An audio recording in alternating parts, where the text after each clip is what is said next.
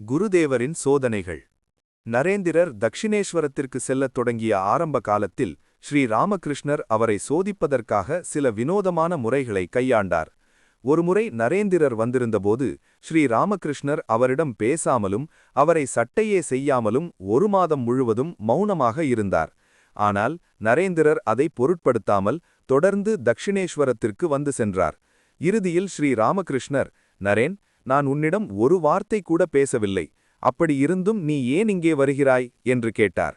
அதற்கு நரேன் மிக இயல்பாக, ஐயா, நான் உங்களை பார்க்க வந்தேனே தவிர உங்கள் பேச்சை கேட்க வரவில்லை, எனக்கு உங்களை பிடிக்கும், அதனால்தான் வருகிறேன் என்று பதிலளித்தார். நரேந்திரரின் இந்த தூய்மையான அன்பைக் கண்டு ஸ்ரீ ராமகிருஷ்ணர் வியந்து போனார்.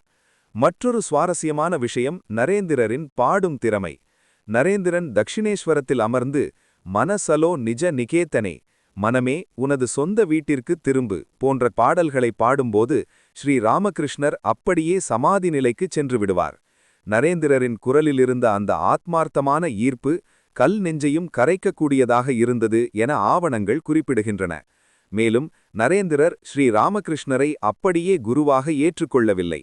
நான் உங்களை முழுமையாக சோதிப்பேன், அதன் பிறகே ஏற்றுக்கொள்வேன் என்று சவாலாக கூறினார்.